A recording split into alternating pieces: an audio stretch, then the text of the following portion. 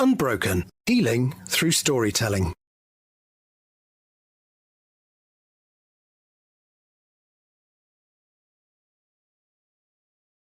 Welcome to Unbroken, the podcast with me, Madeleine Black, where I am speaking to inspiring people that I've met along my own journey. And today, you will not be disappointed. Today, I'm interviewing Gordana Biernat. She is a mentor, thinker, writer, speaker, and wisdom keeper. She is one of Oprah Winfrey's Super Soul 100 teachers, a group of 100 awakened leaders who are using their voices and talent to elevate humanity. As a mentor, Gordana provides guidance and inspiration, assisting those who seek self-development and a greater sense of being through intellectual and spiritual inquiry. As a thinker, she influences conscious communications through higher thought. She shares her thoughts on Twitter and other social media platforms, initiating creative process. Her message is universal and not biased by politics or temporary trends. It appeals to audiences representing practically all cultures, religious and genders. Her straightforward and empowering tweets have already inspired hundreds of thousands across the globe, and her book, Know the Truth, Why Knowing Who You Are Changes Everything, is a collection of Gordana's most profound wisdom. Know the Truth opens readers' eyes to his or her inherent inner power and true potential, and it will remind you of who we are and why we are here. So welcome, Gordana. So lovely to have you on the show. How are you today? Thank you so much for having me, Madeleine. I'm doing great, actually. Even though it's cold and winter here in Sweden, I'm doing great. Oh, well, I I'm love speaking to it. you from a cold and colder, freezing Glasgow in Scotland as well. I've got my cup of tea and my heater here as well. Exactly. The heater is on and everything is cool. But the first question I always start by asking all of my guests, because we are called Unbroken, is what does that word unbroken mean to you? Oh, wow. That's a beautiful word. To me, I think it means that who I truly am cannot be hurt by anything from the outside. In a sense, that is who I am. I am unbroken. I am the stillness, exploring how it feels to be broken in this world. But I, who I truly am, can never be broken. So I am unbroken. That is my true identity. I think that also it would mean that against all odds, regardless of what is happening around me, I still stay intact, whole, and present. I think that would sum it up because unbroken, it sounds like a negative word, but it's actually a very positive word because you cannot be broken. That is the truth that I have come to see during my entire lifetime, that regardless of how broken I feel, when I am in that stillness, I know that I am not broken. I am unbroken. I am indestructible. That's what it means to me. Absolutely, and that's a beautiful answer. But I know that life wasn't always so brilliant for you. You know, starting off, you had a very dominating father, and it was tricky growing up, wasn't it? Oh, it was really tricky because it's not just that he was dominating, because you can handle that if you can communicate with a person. But what I knew as a 6-year-old, which my mother, I think she hid it from herself. She didn't want to see it. But I knew as a 6-year-old girl, when I was sitting talking to him, that there was something profoundly wrong with him. I knew that I needed to strategize when I spoke to him, not to agitate him. And I also knew that I was the more emotionally intelligent one in that conversation.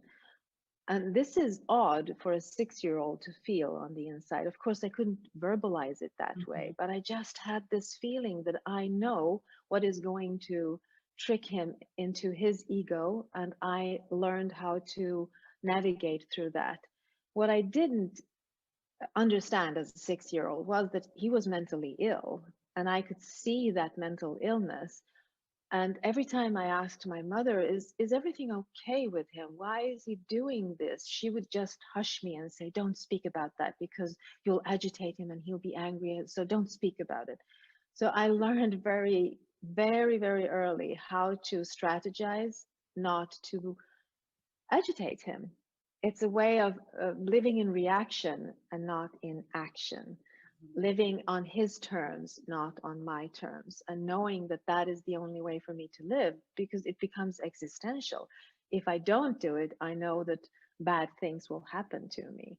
So it's a silent thing going on in a child's mind, and being intelligent, you can see it, and then being afraid, you can't speak about it, so it becomes your own secret.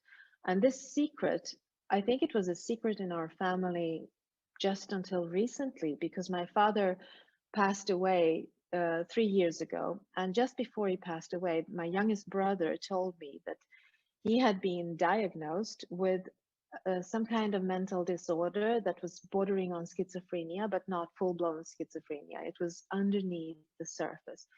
And if we would have known that, life would have been different, but nobody spoke about it. We had this gigantic pink elephant in the room, and we were all tiptoeing around it.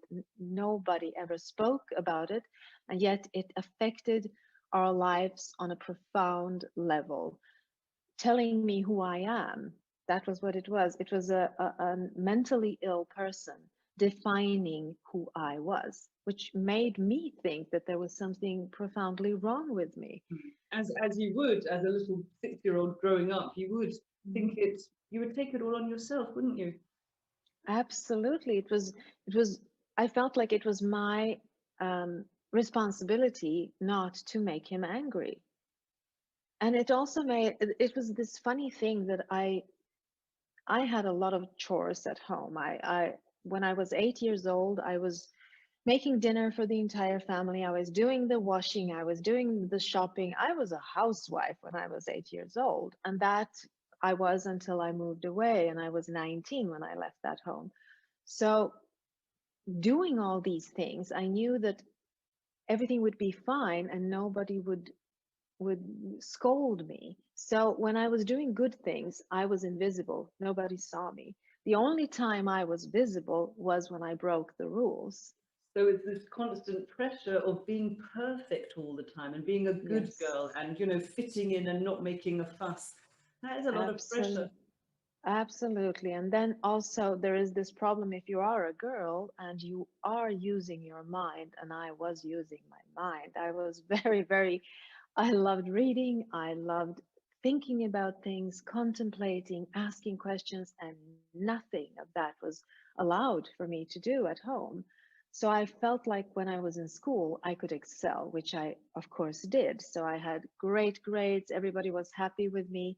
At home, I couldn't speak about any of these things. I was being prepared to become a great housewife, a beautiful mother, a lovely wife, and that was my life. And I had another life going on inside me where I was dreaming of sitting amongst books. And I remember as a 10-year-old girl, I was thinking if I could be a librarian, then I would have all these books around me and I could sit there in silence and just You're never alone indulge in with all a the book, knowledge. really, are you? You're never alone with a book. Never ever. It is one of my companions. Only I did it in I hid it. I couldn't show that I was reading. I was reading books in English when I was 12 years old, and my father interpreted this as I was trying to trick them because he couldn't read in English, so he couldn't control what I was reading, and I was being brainwashed by this book. So I had to hide the book, and the book was, um, oh my God, I can't remember the name of it. It's a great movie from the 50s with Rhett Butler and On with the Gone with the wind. Wind. I was Yeah. Yes, I was reading Gone with the Wind, and my father thought that I was being brainwashed by Gone. So you can see where I lived. That was the space I was occupying when as a child. It's a very controlling environment, and your mum really being very inactive in it, very submissive and quiet towards his behavior. Yes, and I think that there was a problem with this submissive thing because it made me resent my mother for a very long time. And as you know, living in resentment is not a good place to No. be. It is a hurtful place within. So I was hurting myself more than I was hurting her. But I remember a specific time. I was almost never abused physically by my father, but I remember one time, and it was the only time he did it. And it was my mother's birthday. She was going to be 30. I was 9 at the time, and my younger brother was 7. So we decided that we were going to buy something for her. And since we didn't have any money, I had the brilliant idea to steal some from our piggy bank. It was our money, but I said, let's take money out of this and buy a present to her. So we bought the present, and while we were wrapping the present, my father came into the room and he asked, what are you doing? And we said that, well, we're wrapping a present for mother. And then he asked, where did you get the money? And I knew that I couldn't tell him that we had stolen the money, because stolen, that would be horrible. So I lied to him. I said, we found it under the bed. And my younger brother, which was much smarter than I was at that time, because I saw how he looked at my father and then he ran off and hid in the toilet. And I was standing in the doorway. And my father said, I'm going to ask you this a last time. Where did you get the money? And I said, under the bed. And then I remember that I feel like I'm outside of my body, watching from the outside. And I see him hitting me back and forth several times in my face, and I'm not feeling anything. I'm just watching myself from the outside.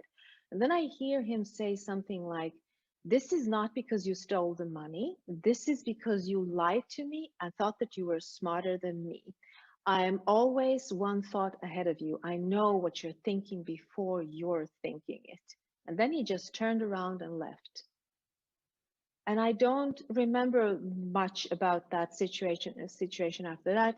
I do remember that I couldn't go to school the day after because my face was bruised.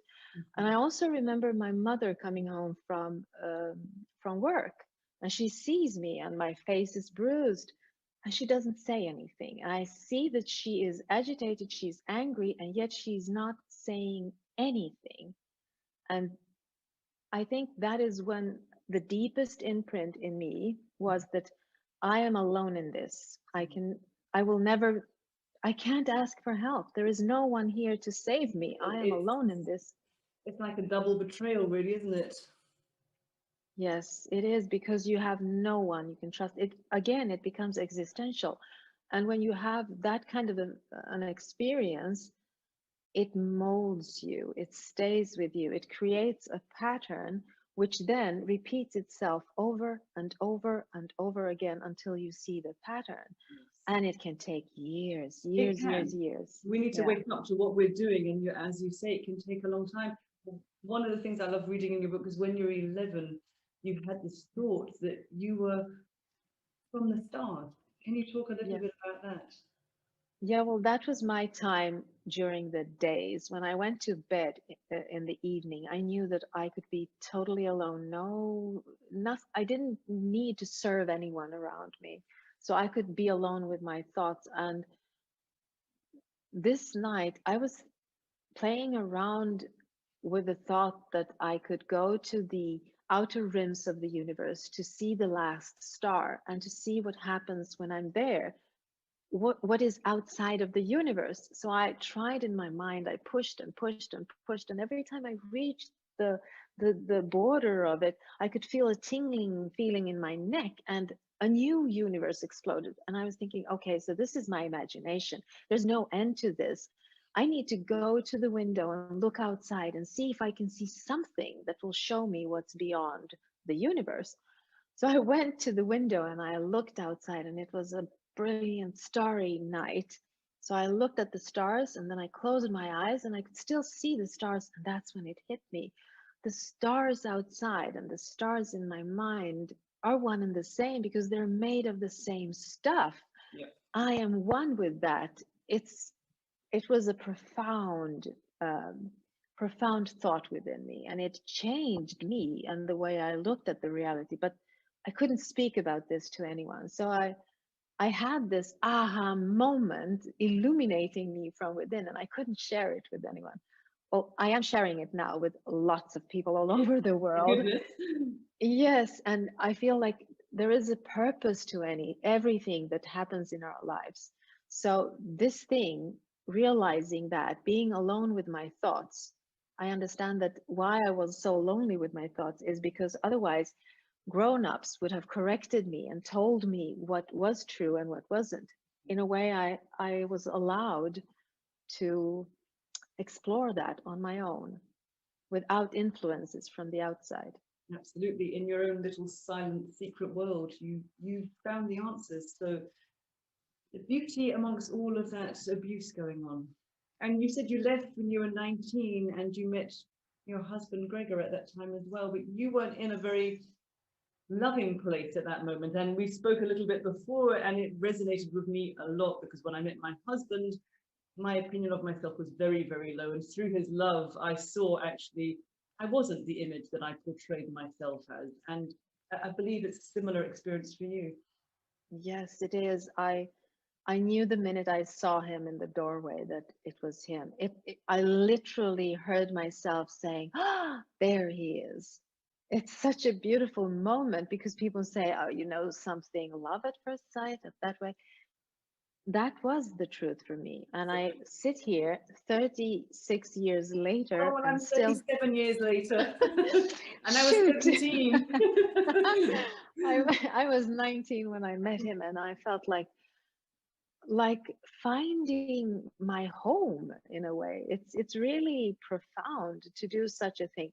Of course, I idolized him in the beginning, and of course, when you stop idolizing a person and see that there is a human being behind that godlike creature that you love from beginning, that is when the relationship deepens. But the first initial thing was so profound to me. I knew that that was my soulmate.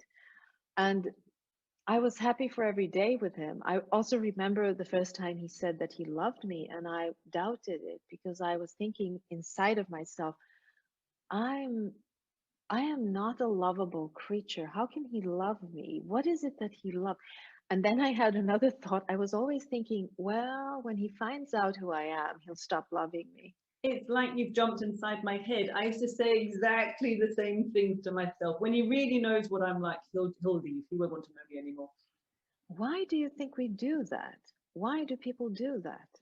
It's very easy to focus on the negative, isn't it? And whatever mine was from an experience, it just left me feeling worthless and less than, and broken, I guess. But and I just replayed that record over and over again in my head. So when you meet something that's pure and true, I couldn't accept it because I was still not in a great place. That's my understanding, anyway.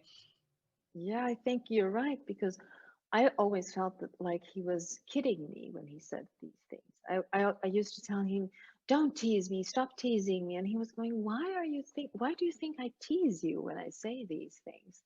I couldn't answer it. It just felt like it was that way. I think that there is a quote from Lois Glick, an American poet who received the Nobel Prize last year. And she says something like, she says, "We look at the world once in childhood, the rest is memories." Which means that anytime we have had a traumatic experience, for me, it was many small traumatic experiences creating an image of me. It's a blueprint. As a child, we create a blueprint of responses, proper in quotation mark responses to certain things from the outside. And then anything that will remotely remind us of a situation, what we do is we regress back to that pattern and we pull that pattern out, and it becomes a filter. We can't see through that filter until we literally focus our awareness on the pattern and start asking questions. Why am I reacting this way? Why do I think that I am not worthy of this beautiful man's love? But as you said before, we repeat this and repeat this. So I am a psychotherapist, so I believe it's when we get triggered because our trauma is held in our body, and it's not a feeling, it's not an emotion when we're getting triggered, it's a physical thing, and we have to work at it and work at it to really dilute these blueprints or these triggers or these memories so that we can eradicate all the energy that's held in our body. And you can do it, as you are a perfect example of. We can change the blueprint within our systems. I think that changing the blueprint, it sounds like, oh my God, so much work. It isn't. It's just to be aware in every single now moment. That is the work. Because when you are aware in every single now moment, when you are aware of your reactions, and for me, understanding that I am not my body, I have a body, that I am not my feelings, I am exploring feelings, using them as tools to explore this reality. I am not my thoughts, I am the one thinking the thoughts. That made an enormous difference for me to understand. I'm exactly the same. When I got to the point when I realized I'm not my body, I'm not the things that were done to me, I'm so much more than that. The essence that all of us come in with, they could never ever damage that. That always remains unbroken. It's whatever happens to us, we're not our events in our life. So I love how we both think the same way. Yes, I mean, it's because I think that when you work with yourself, you come to this conclusion sooner or later. It becomes clear to you that you are not what is happening to you. You are the one observing it. And it's up to you to use that. I know that horrible things happen to people. I know that there are people who had much worse childhood than I have. But at the same time, it is what you do with it. I remember as a child feeling like everybody around me had wings and they could fly. And I had a backpack filled with bricks. I walked around with this backpack with bricks. I tried to fly, but I could just jump a little bit. And then when I decided to look at what am I carrying? What is it that I'm carrying in this backpack and why am I carrying it? Opening the backpack and looking into it, I found gold. And I was thinking, okay, so they can fly. I have abundance. I have gold. I can share my gold with everyone. That's almost like flying. And that is what all these traumatic experiences in our past are there for. This is why I strongly believe that the universe is a beneficial place to be in. And it gives you everything because you need it to grow, or you need to do something with it that is of a beneficial way. And I know that it's really hard when you've experienced horrible things, but you know what I'm talking about because you're on the other side. Yes. You can look back at it and you can say, okay, so this defined me in a way which is allowing me to do what I'm doing today. It's a paradox, really, isn't it? Because it did define me, Yes. and it was like a cloud over my head. It was my weather for years, and yet I'm not what happened to me. So it's a real paradox. And as you say, I can see it because I've done the journey. I've worked it and worked it and worked it. And I agree, everything is about where we put our attention. If I still focused on my traumatic experience, I would be caught there watching the same movies, reading the same books over and over again. But I've changed my cinema now, and I've changed my library. I'm reading different books because I can't be stuck in the past anymore. It is this moment right now that is really important, and that's what I discovered on my journey. It's not about comparing ourselves to other people. It's not a pain Olympics, but it comes down to, it's not what happens to us, it's what we do with it. That's what really matters. And right here, right now, in this moment, I'm okay. I'm really okay. But it took a while. Yeah, yes, but it's also about the definition, to rewrite the story about that definition, because of course you can look at it, oh my God, I was so violated, but you can also look at it, oh my God, look at how strong I am. Look at what is being done to me. And here I am, standing in my own light. I am unbroken. I am indestructible. This is who I am. So it's a way to show you who you truly are. I lived in victimhood for years. It's a horrible place to be in because you're outsourcing your own power. You say, they did this to me. And if they only did that, then I would be like this. You're living either in the future or in the past. Yeah. And that is equivalent to living through your ego. It is not to live through your soul, and your soul is here. It wants to explore how it feels to have a body. I mean, courage to step out of that and to look at it from a higher perspective or a more clear perspective. Courage always shows you who you are, Yes, always who absolutely. you truly are. It was courage for me to really step out, but after a while I was just tired of being a victim, you know. I couldn't Yeah, take it anymore. I know. I It had to wears you stop it. out. Yeah, It it was wears you. love and courage that really came in, absolutely. So you talked about your soul. How did you become one of the 100 super soul teachers? By, oh my God, by having the courage to speak my truth. And it took me half a life to do so. I was working with human beings everywhere. I've always been working with human beings. I'm interested in art. I'm an art historian, actually. So that's my academic background. But I was never ever speaking my truth the way I speak it today, because I felt like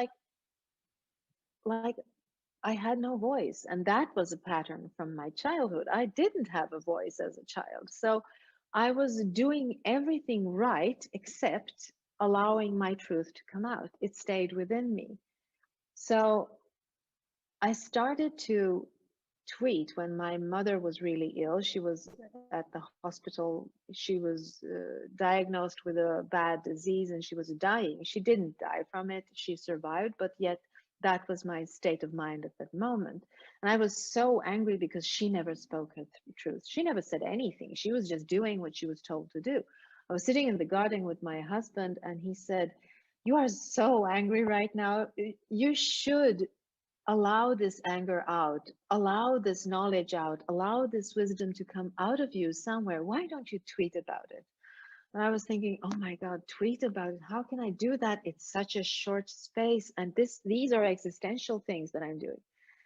But again, he talked me into doing it. And I tweeted one tweet out, something about happiness, how it is a choice, or I don't even remember exactly the wording. And people started answering the tweet, and I was that is when it hit me. Oh my God, I can sit here in my garden tweeting out, and someone in India or Australia or somewhere else will answer me. It means that I can have a voice and reach exactly the right people out there.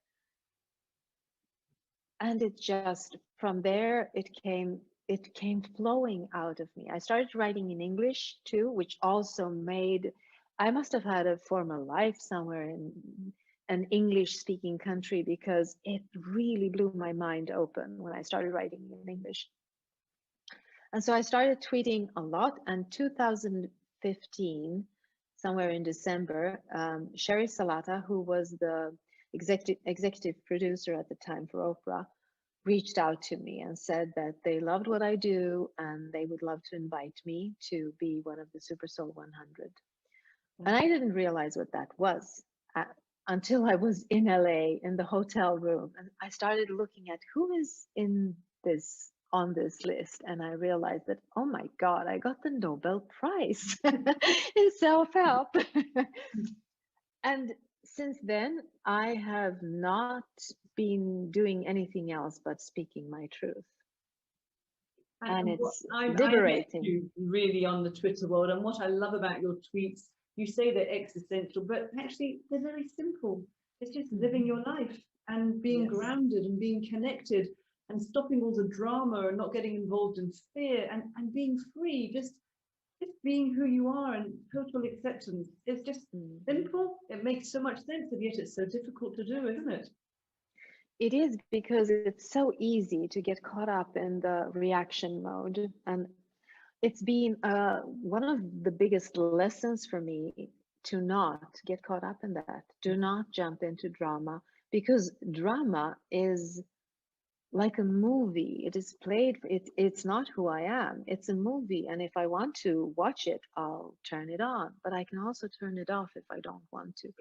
And Twitter is such it's almost like a black hole. Sometimes it pulls people in and then it creates drama and everybody's speaking at the same time. And I feel like I can be the light in that darkness. It's okay. I can do that.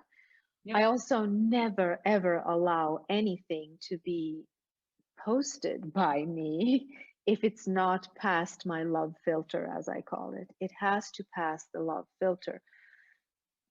And it's not about lying to myself. It's not about creating a reality that isn't. It's about concentrating myself to the ultimate truth in this reality. And that is that the stillness from within is exactly the same in each and every one of us. That is the oneness between us.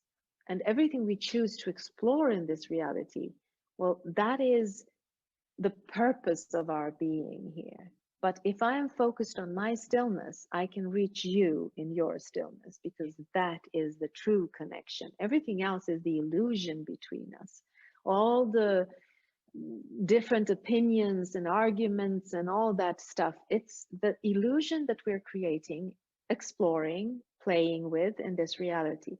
But if I can speak from my stillness, I can reach your stillness. I can bypass all the drama and all the illusion between us, and then I can speak to your stillness. And if I can do that, well, that is a beautiful thing. And I think people might not even be aware of what's going on. You know, it's even on a subconscious level. They'll read your tweet or hear your voice, and it will speak to something that they can't even put into words, because they maybe don't recognize that grounded place, that stillness within them. But it's building it, isn't it? Mm. Yeah, it's about touching it, because if I create space within me that is this stillness, and I point it at you and it touches you, you connect to it. It's the same, the ego works the same way. Mhm. If I speak from my ego, I poke your ego and you answer from ego, which means that you will react. Yes. But if I speak from my stillness and I open up that space, I will poke your stillness and you open up that space. And there we can be. We are mirrors, really, aren't we? Yes, so much. Absolutely. And then it's, you know, I think of you like I think of all the F's, but at the moment there's a lot of fear going on. But you also speak about forgiveness, and you speak about freedom, which comes from when we are in the stillness race. How difficult is it for people to not get caught up in all of the fear? Well, it is difficult because the ego is, oh, it's such a hungry creature. It craves reaction, it craves drama, it craves something to happen. So it's you have to be present in the now moment. Now, what does being present mean? Well, it means that you allow this stillness to be within you. You do not need to react. To question every reaction, and I'm not talking about a bear standing in your doorway. You need to react. You don't need to question that. You know that you need to react. What I am talking about is when you are with your loved ones and you feel triggered by something, you need to pull back a bit. And that's the hard part, to stop, pull back, breathe a couple of times. Do 4-4-4 breathing, breathe in, count to 4, hold, count to 4, breathe out, count to 4, so that you will oxygenate your body and become more clear in your mind. When you connect to that stillness, you will answer that person's stillness. If you do not do that, you are just amplifying the ego.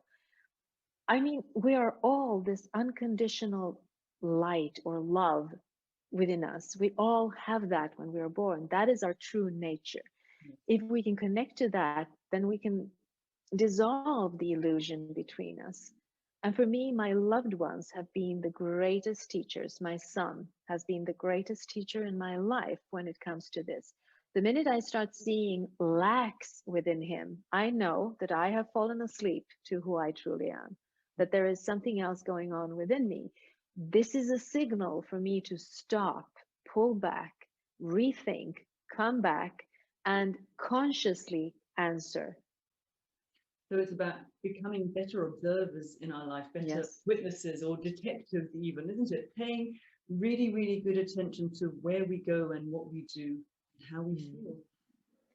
It's about recognizing that there is so much more power in being aware of something, choosing not to react to it, not because you're a victim, but because you have free will and you choose not to react. it's so much power. It's really empowering to be in that place, to recognize a reaction before it happens. Yeah, and that's a journey in itself, isn't it? Because so often people are just caught by what they're doing, and then they see it afterwards. Oh, I did that thing again.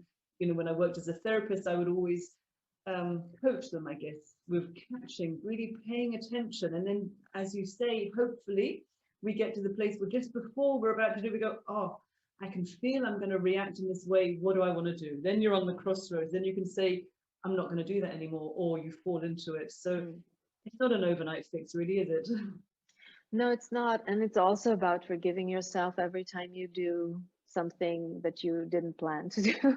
I do it all the time, but it's about soothing yourself in that situation, forgiving yourself, and not staying in a place where you feel guilt, because it is as bad a violation towards yourself as if you would lash out on someone else. So it's a learning process. You need to be kind to yourself. You wouldn't scold your child when it tries to learn to walk. You would say, oh, go ahead, try again, try again.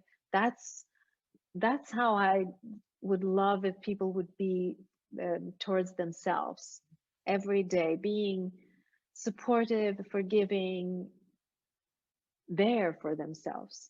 And I know you do tweet a lot about forgiveness. Why is forgiveness so important, do you think? I think that forgiveness is, oh, it's like creating miracles in this world. Everywhere where there is forgiveness, m- miraculous space in time and space is created between the two that are involved. You don't need to be in the same room. It's about the space that you create around yourself, and it's holy, it is divine, because it resolves everything that is heavy. Yeah. It is the ultimate savior to forgive Yeah. yourself. Yes, to forgive yourself and to forgive others. Forgiving others does not mean that you will be allowing them to be in your life anymore. Forgiving them is to see them for who they are, and to recognize that they're probably in a nightmare, to recognize their pain, because that is where they are operating from. And when you can do that, you can release them from it. But that doesn't mean that you need to be around them. When I forgave my father, um, I could see that he was doing the best he could. He didn't know how to do better. I can't put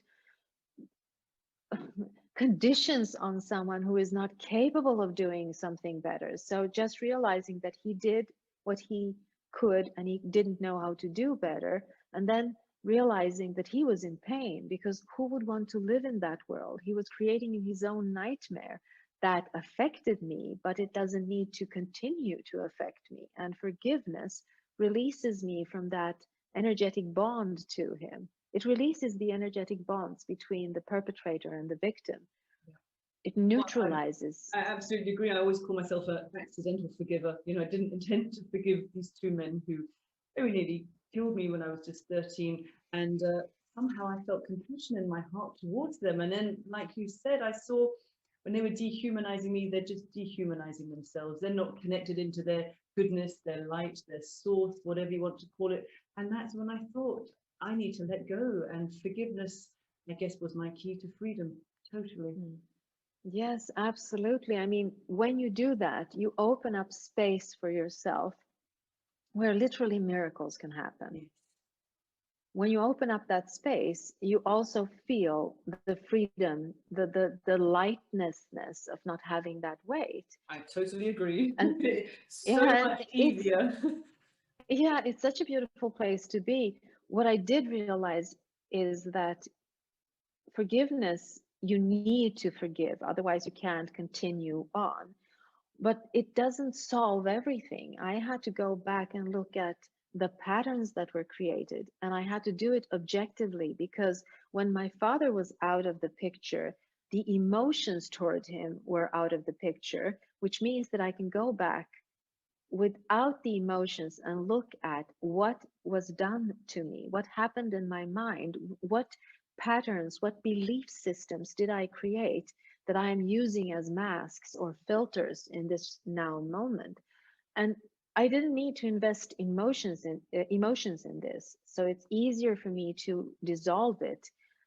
As long as I am in an emotional victimhood state, I cannot see the patterns because I am focused on the person that created the patterns. So I need to release the person first, look at the patterns, and release them without the emotions. Yes. That's where I think that's where the true growth is, because forgiving is one thing and it helps you on the way, but it doesn't clear everything for you. You need to go back and see and change the stuff that doesn't work for you. Absolutely. So we are kind of coming to the end. I could talk to you all day, and I do really encourage people to buy your book, Know the Truth, because it's not just a book that you read once. It's a book that I will dip into in and out many, many times, and I have done since I've had the book. And every time I read it, depending where I'm, out in that space that day, I see something different. I think, oh, I never looked at it like that before. So I thought, if that's okay with you, that I would just pick a number, which we already discussed before. We both had the same idea, and I just went for today's date. I haven't actually looked at today's reading for number 13, but here we are. Number 13 from Know the Truth. Would you like to read it for us? Okay, I'll read it for us. Okay. We are not physical beings in search of our soul. We are souls experiencing a world of matter. We have all the power we will ever need already within. And isn't that perfect for what we were speaking about today? Exactly. It is so beautiful. It ends it so beautifully because it is about recognizing the soul that is exploring this reality and root every thought and action in that soul. Yeah. Perfect.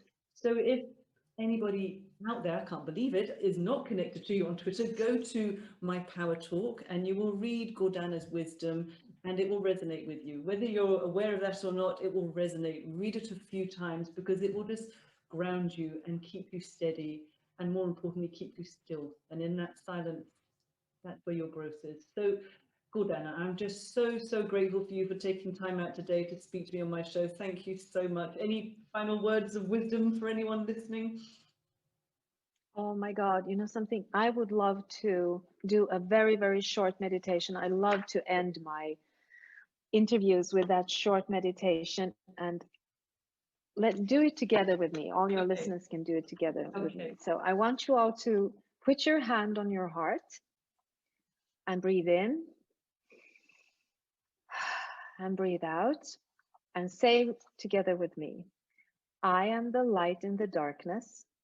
I am the light in the darkness. I am the love in the hate. I am the love in the hate. I am the calmness in the storm. I am the calmness in the storm. I am the courage in the fear. I am the courage in the faith. And that's how I usually find myself. When I feel lost, I repeat those things to remind me of who I truly am. The rest is just an illusion. A perfect way to end. Thank you so much for taking time out again. Thank you, Madeleine. You're welcome.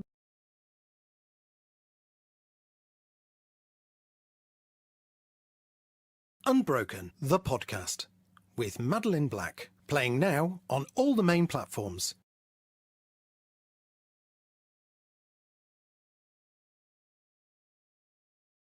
Playing now on all the main platforms, including Apple Podcasts, Spotify, Stitcher for Android, Google Podcasts, Amazon Music, and here. Play Unbroken, the podcast, with Madeleine Black.